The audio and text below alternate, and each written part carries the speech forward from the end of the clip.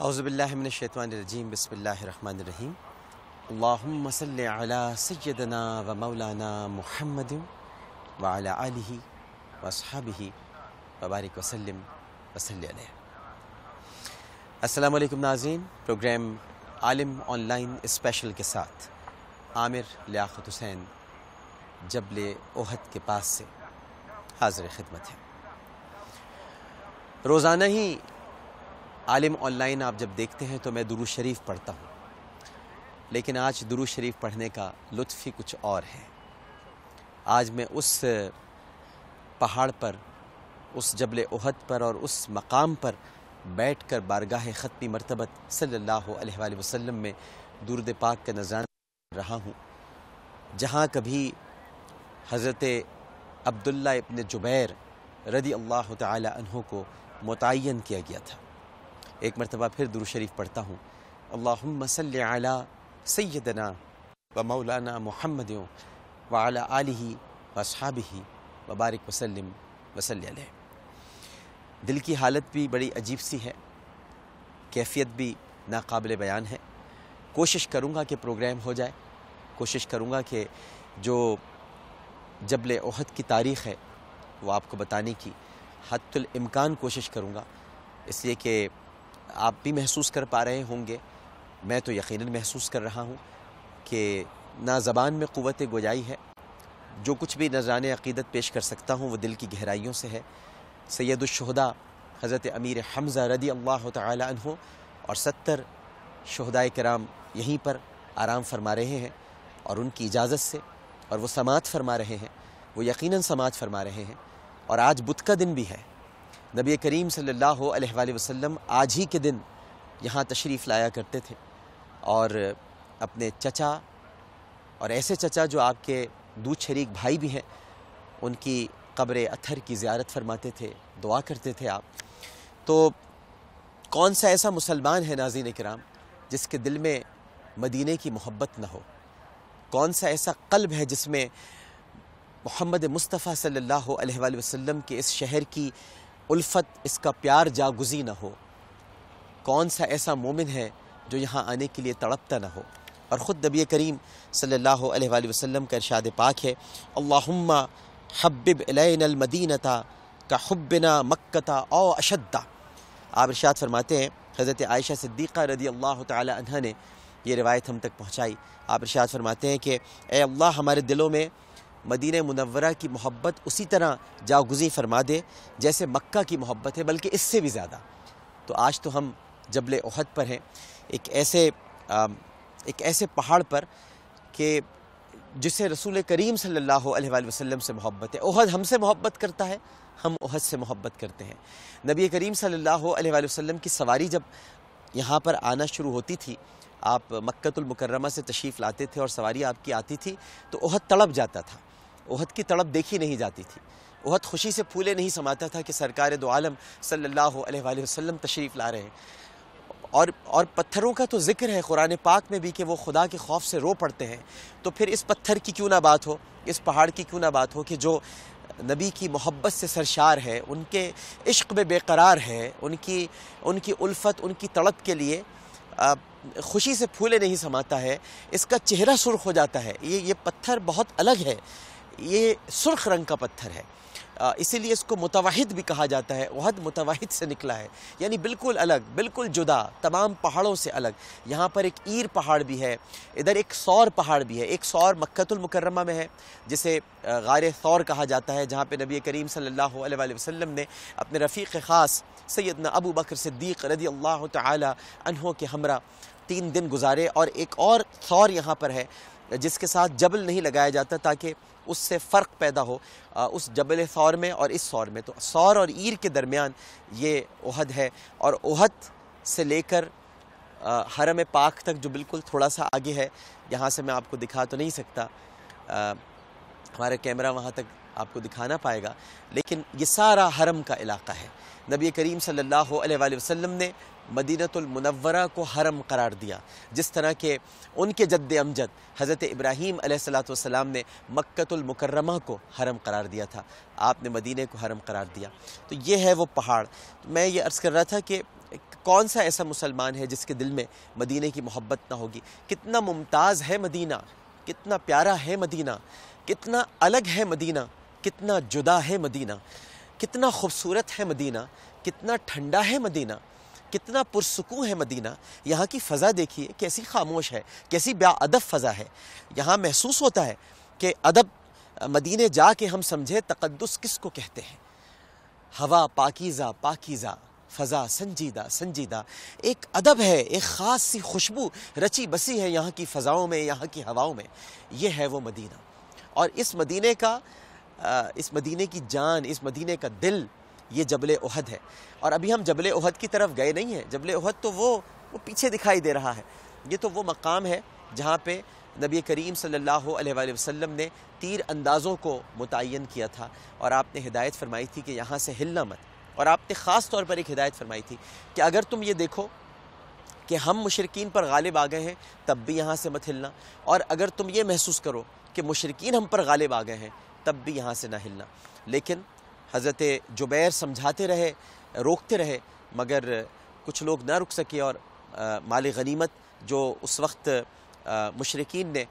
بہکانے کے لیے، وسوسہ ڈالنے کے لیے یہاں پر پھیلایا تھا، وہ اس کو لینے کے لیے جب یہاں سے نیچے اترے، میں بھی آپ کو وہ سارے مقامات دکھاؤں گا، تو پھر وہ فتح جو ہے وہ شکست میں تبدیل ہو گئی، کیونکہ فتح تو تھی نبی کریم صلی اللہ علیہ وآلہ وسلم کی، وہ فتح تو تھی، لیکن اللہ سبحانہ وتعالیٰ نے جب اسے شکست میں بدلا تو اس کی بنیادی وجہ یہ تھی کہ نبی کریم صلی اللہ علیہ وآلہ وسلم کے حکم سے روگردانی ہوئی ہے، اور اللہ کو پسند نہیں ہے اس کے پیارے کے حکم سے کوئی روگردانی کر جائے، لہٰذا اللہ سبحانہ وتعالیٰ نے اس فتح کو شکست میں تبدیل کر دیا۔ اور پھر یہ ہمارے لیے کئی اسباق بھی ہیں یہاں پر، جو حضرت طلحہ انصاری رضی اللہ تعالی عنہ، حضرت علی کرم اللہ وجہ الکریم، حضرت ابو بکر صدیق رضی اللہ تعالی عنہ، حضرت سعد بن ابی وقاص رضی اللہ تعالی عنہ، حضرت ابو دجانہ رضی اللہ تعالی عنہ، حضرت حنظلہ رضی اللہ تعالی عنہ، حضرت عبداللہ بن جحش رضی اللہ تعالی عنہ، جو انہوں نے داد شجاعت دی ہے، جو بہادری کے جوہر دکھائے ہیں، ان کا تذکرہ بھی یہاں پر ضرور ہوگا۔ لیکن ابھی تو احد کی بات ہو رہی ہے، ابھی تو مدینے کی بات ہو رہی ہے۔ مدینے کے کتنے اعزازات ہیں، میں اپنے مدثر بھائی سے کہوں گا تھوڑا سا مدینہ دکھائیں، وہ درخت نظر آنے چاہیے، وہ جھنڈ جو بڑے خوبصورت کھجوروں کے باغات ہیں، جو نبی کریم صلی اللہ علیہ وآلہ وسلم جب تشریف لائے تھے تو یہی کھجوروں کے باغات تھے، اگر آپ دکھا سکیں تو یہ بڑے خوبصورت کھجوروں کے باغات ہیں، اور یہاں پہ کھجور کے آپ کو درخت نظر آئیں گے۔ اور مدینہ پاک کی سرزمین نے نبی کریم صلی اللہ علیہ وآلہ وسلم کے جستے اثر کو اپنے اندر سمو رکھا ہے۔ پھر دیکھیے یہاں پر ایک عظیم مسجد بھی ہے جو مسجد نبوی صلی اللہ علیہ وآلہ وسلم ہے۔ یہ دو امتیازات ایسے ہیں جس نے اس کو کمال رتبہ پہنچا دیا ہے۔ کیا رتبہ ہے اس مدینے کا؟ یہاں خیر ہی خیر ہے، یہاں اعمال کا ثواب جو ہے وہ کئی گنا بڑھ جاتا ہے، اس کے راستوں پر فرشتے مقرر ہیں، طاعون اور دجال کا داخلہ یہاں پر ناممکن ہے، اور پھر روضۃ من ریاض الجنہ جیسی مقدس جگہ یہاں پر موجود ہے۔ جو مدینے میں فوت ہوتا ہے نبی کریم صلی اللہ علیہ وآلہ وسلم روز قیامت اس کی شفاعت فرمائیں گے، اور پھر نبی کریم صلی اللہ علیہ وآلہ وسلم نے اسے حرم بھی قرار دیا ہے۔ یہ پاکیزگی کا مرکز ہے، یہ توبہ بھی ہے، یہ طیبہ بھی ہے، ہر چیز پاکیزہ ہے۔ میں نے جیسا کہ پہلے عرض کیا، اس کی زمین بھی پاکیزہ ہے، اس کی فضا بھی پاکیزہ ہے، یہ پاکیزگی کا مرکز ہے۔ اور اس کے میں آپ کو کچھ نام بتاتا ہوں جو مدینے کے نام بڑے مشہور ہیں۔ اس کا نام ہے المدینہ، اس کا نام ہے طیبہ، اس کا نام ہے طابہ، اس کا نام ہے المسکینہ، اس کا نام ہے العذرہ، الجابرہ، المحبہ، المحبورہ، یثرب، الناجیہ، الموفیہ، اکالۃ البلدان، المبارکہ، المحفوفہ، المسلمہ، المجنہ، القدسیہ، العاصمہ، المرزوقہ، الشافیہ، الحیرہ، المحبوبہ، المرحومہ، جابرہ، المختارہ، المحرمہ، القاسمہ اور طبابہ، یہ مدینے کے نام ہیں۔ تو اس وقت بھی ہم یہاں جبل احد پر موجود ہیں، اور میں آپ کو اپنی کیفیت نہیں بیان کر سکتا۔ میں نے بہت کوشش کی ہے کہ میں بہت ضبط کے بندھنوں کو باندھ کر آپ سے گفتگو کروں اور یہاں پروگرام کروں۔ یہ شاید میڈیا کی تاریخ میں ہی نہیں بلکہ دنیا کی تاریخ میں ایسا ہو رہا ہے کہ پہلی مرتبہ جبل احد سے ہم براہ راست نشریات آپ کے لیے پیش کر رہے ہیں، اور یہ صرف اور صرف نبی کریم صلی اللہ علیہ وآلہ وسلم کی اجازت اور سید الشہداء حضرت حمزہ رضی اللہ تعالی عنہ اور وہ 70 شہداء جو یہیں پر آرام فرما رہے ہیں، ان کی اجازت کا اس میں عمل دخل ہے۔ وہ نہ اجازت دیتے نہ ہم یہاں آ سکتے تھے، نہ ہم میں اتنی قوت تھی، نہ ہم میں اتنی استطاعت تھی کہ ہم اس پہاڑ پر کھڑے ہو کر، ادھر تو ننگے پاؤں بھی شرم آتی ہے کھڑے ہونے میں کہ اتنا گناہگار وجود ہے، ایسا لتھڑا ہوا ہے گناہوں میں، ایسا سنا ہوا ہے گناہوں میں کہ ایسے پہاڑ پر جسے نبی کریم صلی اللہ علیہ وآلہ وسلم سے محبت ہو اور جو خود نبی کی محبت میں بے تاب و بے قرار ہو، وہاں پر ہم کھڑے بھی ہو جائیں، وہاں پر ہم اس قوت کے ساتھ کھڑے رہیں اور یہاں ہم گفتگو بھی کریں۔ یہ ہے وہ جبل احد۔ اور نبی کریم صلی اللہ علیہ وآلہ وسلم تو یہاں اکثر تشریف لایا کرتے تھے، اور کبھی آپ کے ساتھ سیدنا ابو بکر صدیق رضی اللہ تعالیٰ عنہ ہوتے، کبھی آپ کے ساتھ عثمان غنی رضی اللہ تعالیٰ عنہ ہوتے، کبھی آپ کے ساتھ مولائے کائنات حضرت علی کرم اللہ وجہہ الکریم ہوتے، اور کبھی آپ کے ساتھ عمر ابن الخطاب رضی اللہ تعالیٰ عنہ ہوتے۔ تو آپ اکثر یہاں تشریف لایا کرتے تھے۔ حضرت حذیفہ بن الیمان رضی اللہ تعالیٰ عنہ بھی آپ کے ساتھ اکثر ہوتے، حضرت اسامہ بن زید، حضرت زید بن حارثہ رضی اللہ تعالیٰ عنہ کے جو صاحبزادے، اور بہت محبت تھی آپ کو اسامہ سے، تو اسامہ بھی آپ کے ساتھ یہاں پر اکثر تشریف لاتے تھے۔ آپ یہاں آرام بھی فرماتے تھے، ادھر ایک مسجد مستراح بھی ہے، وہاں پر بھی آپ آرام فرماتے تھے، یہاں پر بھی ایک استراحت کی جگہ ہے نیچے جہاں آپ آرام فرماتے تھے۔ تو میں ابھی آپ کو اور احد سے متعلق باتیں بیان کروں گا، اگر ایک وقفہ ہم لے لیتے ہیں، وقفے کے بعد حاضر ہوں گے۔ آپ کالز بھی کر سکتے ہیں، جو کالز مجھ تک یہاں پہنچا سکے گا، میرا کراچی سے جو ہمارا مرکز ہے وہ میں آپ کی باتیں سن لوں گا۔ فی الوقت ایک وقفہ لیتے ہیں، وقفے کے بعد یہیں سے ہم احد کی باتیں شروع کریں گے۔ احد کا ذکر ہے، احد کی باتیں ہیں، اور ابھی انشاءاللہ اگر زندگی رہی اور سانسوں میں جوانی اور روانی رہی تو کل کا جو انشاءاللہ عالم آن لائن ہے وہ سید الشہداء کے پاس سے ہم کریں گے، حضرت امیر حمزہ رضی اللہ تعالی عنہ، اور وہاں کی شہادتیں بتائیں گے کہ یہ شہید کیسے ہوئے۔ حضرت امیر حمزہ کی شہادت، حضرت حنظلہ کی شہادت، خاص طور پر حضرت عبداللہ بن جحش کی، حضرت مصعب بن عمیر رضی اللہ تعالیٰ عنہ جنہوں نے علم تھاما ہوا تھا احد کے دن، اور آپ کا جب آپ کی شہادت ہوئی تو پھر اس کے بعد حضرت علی کرم اللہ وجہ الکریم کو علم دیا گیا، اور وہ بھی بتاؤں گا آپ کو کہ کس طرح سے گھاٹی کے اس پار نبی کریم صلی اللہ علیہ وآلہ وسلم کو سیدنا علی کرم اللہ وجہ الکریم حضرت طلحہ رضی اللہ تعالیٰ عنہ اٹھا کر لے کر گئے، آپ کا دندان مبارک کیسے شہید ہوا، یہ ساری باتیں ہم یہاں احد پر کریں گے۔ لیکن پہلے ایک وقفہ لیتے ہیں، وقفے کے بعد حاضر ہوں گے۔ ہمیں یقین ہے آپ سب لوگ ہمارے ساتھ ہی رہیں گے۔ السلام علیکم ورحمۃ اللہ۔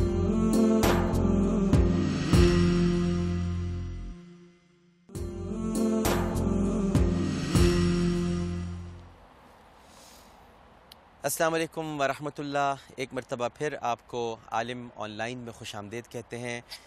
جبل احد سے، اسی پہاڑ سے جو عشق اور محبت کا مرکز ہے، لیکن ہم اس پہاڑ پر نہیں ہیں۔ میں ایک مرتبہ پھر آپ کو بتا دوں، ہم اس خاص مقام پر ہیں جہاں نبی کریم صلی اللہ علیہ وآلہ وسلم نے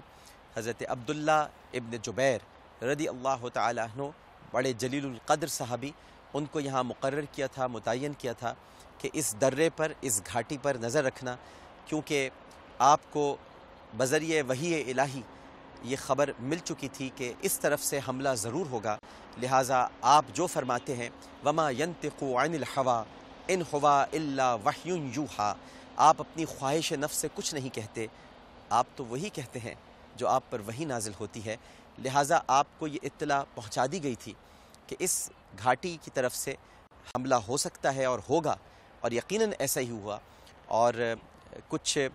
مسلمانوں نے نبی کریم صلی اللہ علیہ وآلہ وسلم کی اس ہدایت کاملہ کو نظر انداز کیا، جس کی وجہ سے وہ فتح جو ہے وہ شکست میں تبدیل ہو گئی۔ یہی وہ مقام ہے، اور یہیں پر میں ابھی بس آپ کو بتاتا ہوں کہ وہ دو کون سی جگہ تھی۔ 50 تیر انداز تھے، 25 ایک جگہ پر بٹھائے تھے اور 25 دوسری جگہ پر، اور اسی دامن میں جو نیچلی طرف کا حصہ ہے یہاں سے، اور پچھلی طرف سے حضرت خالد بن ولید رضی اللہ تعالیٰ عنہ نے حملہ کیا تھا، اور سامنے شہدائے احد ہیں۔ لیکن اصل جنگ جو ہوئی تھی وہ ان پہاڑوں کی طرف ہوئی تھی جو آپ کو دکھائی دے رہے ہوں گے، یہ وہ پہاڑ ہیں، وہیں پر وہ گھاٹی بھی ہے جہاں نبی کریم صلی اللہ علیہ وآلہ وسلم کو لے جایا گیا تھا۔ میرے ساتھ اس وقت بتایا گیا کہ ٹیلی فون لائن پر ایک کالر موجود ہیں۔ السلام علیکم۔ وعلیکم السلام عامر بھائی، آپ جس طرح بتا رہے ہیں تو صحابہ کا جوش جان نثاری ہماری آنکھوں کے سامنے گھوم رہا ہے، اور آپ نے سارے صحابہ کا ذکر کیا، حضرت طلحہ کا، حضرت زبیر، حضرت قتادہ رضی اللہ تعالیٰ عنہ سب کا۔ آپ یہ بھی دیکھیں کہ وہاں پہ عورتوں نے کیسی جانثاری سے کام کیا تھا۔ خواتین کا اسلام میں جو کارنامے احد کے مقام پر ہیں وہ بھی آپ ضرور ہمیں بتائیں، اور حضرت ام عمارہ، حضرت صفیہ، ان سب کے کارنامے ہمیں یاد آتے ہیں، اور آپ وہاں کھڑے ہیں تو یہی دل کر رہا ہے کہا جائے کہ جسم ہو کہیں اپنا روح تو مدینے میں ہے۔ تو عامر بھائی یہ بھی کہ حضور نبی کریم صلی اللہ علیہ وسلم شہدائے احد کی قبروں کے لیے زیارت کے لیے ضرور جاتے تھے، اور ہم بھی جب جاتے ہیں وہاں پر اسی بات کو یاد رکھنے کے لیے کہ ہمارے نبی کے قدمین شریفین یہاں پر ان زمینوں پر لگے ہیں، اس جگہ پر لگے ہیں، ہم بھی وہاں پر جاتے ہیں، اور وہاں پر جا کر یہی ہوتا ہے کہ وہاں ہر چیز کو چوم لیا جائے، وہاں کے ذروں کو چوم لیا جائے۔ حضرت فاطمہ خزائیہ رضی اللہ تعالیٰ بیان فرماتی ہیں کہ ایک دن احد کے میدان سے گزر رہی تھی تو حضرت حمزہ کی قبر کے پاس پہنچ کر میں نے عرض کیا، السلام علیکم یا اما رسول اللہ، آپ پر سلام ہو، تو مجھے آواز آئی، تو ہمارے سلام کا جواب بھی یہ علیک ہمیں السلام، احد کے علیک السلام۔ جی جی جی جی جی بالکل، بہت بہت بہت شکریہ یہ سب باتیں بتانے کا، اور یقیناً آپ نے درست فرمایا۔ لیکن میں نے جیسا کہ عرض کیا تھا کہ جس دن ہم سید الشہداء کے پاس جائیں گے، انشاءاللہ کل ہمارا پروگرام وہیں سے ہوگا، تو میں ان خواتین کا، ان باہمت خواتین کا کیسے تذکرہ نہ کروں، کیسے نہ بتاؤں حضرت ام عمارہ رضی اللہ تعالی عنہا، یا حضرت فاطمۃ الزہرا ابیہا و علیہا افضل الصلاۃ والسلام، جنہوں نے میرے آقا کریم صلی اللہ علیہ وآلہ وسلم کے زخم دھوئے، اور میں کیسے نہ ذکر کروں حضرت ام سلیم رضی اللہ تعالی عنہ کا، اور تو بہت ساری حضرت صفیہ رضی اللہ تعالی عنہ، بہت ساری خواتین ہیں جن کا تذکرہ بھی ہوگا۔ اور آج تو بس ابتدا ہو رہی ہے، اور ابتدا بھی بس یہ کیسے ہو گئی پتہ ہی نہیں چل رہا، یہ سب کچھ کیا ہو رہا ہے۔ ہم یہاں احد پر کھڑے ہوئے بھی ہیں اور گفتگو بھی ہو رہی ہے، باتیں بھی ہم کر رہے ہیں۔ احد ہم سے باتیں کر رہا ہے، ہم احد سے کیا باتیں کریں گے؟ احد ہم سے گفتگو کر رہا ہے، احد بتا رہا ہے کہ یہاں میرے آقا تشریف لایا کرتے تھے، یہاں وہ استراحت فرمایا کرتے تھے، یہاں وہ مجھ سے محبت کرتے تھے۔ تو اب میں آپ کو وہ مقام بتاتا ہوں، کیونکہ ظاہر ہے کہ پھر ہم اس طرف نکل جائیں گے جو عشق کی راہیں ہیں، جو محبت کی منزلیں ہیں، پھر گفتگو پھر نہیں ہو پاتی، پھر انسان ذرا تھوڑا سا جذباتی ہو جاتا ہے، لفظ اس کا ساتھ نہیں دیتے، اور پھر مدینے کی فضا ہے، یہ تو مکمل مدینے کی فضا ہے۔ میں تو ایک نعت بھی پڑھتا ہوں کہ مدینے کی فضا اچھی، در و دیوار اچھے ہیں، تو آج نعت بھی پڑھیں گے یہاں پر انشاءاللہ۔ آج زندگی بھر ہم یہ کہتے رہے، اور میں ہمیشہ کہتا رہا، میری اب تک کی جتنی بھی زندگی ہے، کہ میں بارگاہ رسالت مآب صلی اللہ علیہ وآلہ وسلم میں نذران عقیدت پیش کرنے جا رہا ہوں، آپ سب لوگ درود شریف پڑھ لیجئے۔ میں ہمیشہ کہتا رہا ہوں، آج تو میں یہ بھی کہوں گا کہ میں مدینے میں، نبی کے شہر میں نعت کا نذرانہ پیش کروں گا، سرکار دو عالم صلی اللہ علیہ وآلہ وسلم بھی سماعت فرمائیں گے، اور یہاں جتنے شہدائے احد ہیں وہ بھی سماعت فرمائیں گے، آپ لوگ بھی درود پڑھیے گا۔ تو آج تو کہنا کچھ اور ہے، آج تو باتیں کچھ اور ہوں گی، آج تو یہ کہا ہی نہیں جائے گا کہ ہم نعت پڑھنے جا رہے ہیں تو آپ سن لیجئے، آج تو شہدائے احد سماعت فرمائیں گے، آج تو مدینے کی فضا انشاءاللہ تعالی نعت سماعت فرمائے گی۔ تو میں آپ سے اس لیے کہہ رہا ہوں مجھے یہی رہنے دیں تاکہ میں آپ کو معلومات بتاؤں، اگر ہم کہیں اور نکل گئے تو پھر ہم کہیں اور نکل جائیں گے، وہاں ہمیں ابھی نہیں جانا، وہاں ہم کہیں اور نکل جائیں گے۔ پھر بہت ضبط کے تمام بندھنوں کو برقرار رکھتے ہوئے میں آپ کو یہ بتانا چاہوں گا کہ یہ جو احد ہے، جس پہاڑ کا ہم بار بار تذکرہ کر رہے ہیں، یہ ایکچولی مدینہ منورہ کے شمالی جانب واقع ہے، اور یہ مسجد نبوی صلی اللہ علیہ وآلہ وسلم سے سامنے ہی ہے، یہ 5.5 کلومیٹر دور ہے۔ احد بالاتفاق حرم میں داخل ہے، اور شمال کی جانب سے میں نے پہلے بھی آپ کو بتایا کہ حرم کی جو حد ہے وہ ثور پہاڑ ہے۔ میں یہ بھی بتاؤں گا آپ کو کہ نبی کریم صلی اللہ علیہ وآلہ وسلم کا اسی میدان میں رباعی دندان مبارک شہید ہوا، آپ کے شفتان مبارک پر بھی زخم آئے، اور یہ جو ہجرت مبارکہ کے 2 سال 9 مہینے 7 دن بعد شوال کے مہینے میں یہ جنگ احد ہوئی تھی، جس میں 70 سے زائد صحابہ کرام رضوان اللہ تعالی علیہم اجمعین نے جام شہادت نوش فرمایا تھا۔ مستدرک حاکم میں ایک صحیح روایت موجود ہے، نبی کریم صلی اللہ علیہ وآلہ وسلم نے ارشاد فرمایا، اور یہ سنن ابی داؤد میں بھی ہمیں ملتی ہے، تو میں وہی الفاظ لکھ کر لایا ہوں تاکہ آپ کو ایکچولی نبی کریم صلی اللہ علیہ وسلم کے جو ورڈز ہیں وہ میں آپ کو بتاؤں۔ آپ نے ارشاد فرمایا کہ جب احد کے مقام پر تمہارے بھائی شہید ہوئے تو اللہ تعالیٰ نے ان کی روحیں سبز پرندوں میں ڈال دیں، وہ جنت کے دریاؤں میں پانی پیتے ہیں، جنت کے پھل کھاتے ہیں اور عرش کے سائے تلے لٹکتی ہوئی سونے کی قندیلوں میں پناہ حاصل کرتے ہیں۔ جب انہوں نے ایسا بہترین کھانا پینا اور آرام پایا تو کہنے لگے کہ کون ہمارے زندہ بھائیوں کو ہمارے بارے میں یہ بات پہنچائے گا کہ ہم جنت میں زندہ ہیں۔ ہمیں کھانا پینا مہیا کیا جاتا ہے تاکہ وہ جہاد سے بے توجہی نہ کریں اور جنگ میں سستی نہ کریں۔ تو اللہ سبحانہ و تعالی نے ارشاد فرمایا میں تمہاری طرف سے یہ پیغام ان تک پہنچا دیتا ہوں۔ اور پھر یہ آیت نازل ہوئی وَلَا تَحْسَبَنَّ الَّذِينَ قُتِلُوا فِي سَبِيلِ اللَّهِ أَمْوَاتًا، جو لوگ اللہ کی راہ میں شہید ہو جائیں انہیں فوت شدہ نہ سمجھو۔ ایک وقفہ لیتے ہیں، وقفے کے بعد دوبارہ حاضر ہوں گے۔ ہمیں یقین ہے کہ آج جبل احد کی محبت میں آپ ہمارے ساتھ ہی رہیں گے۔ السلام علیکم ورحمۃ اللہ۔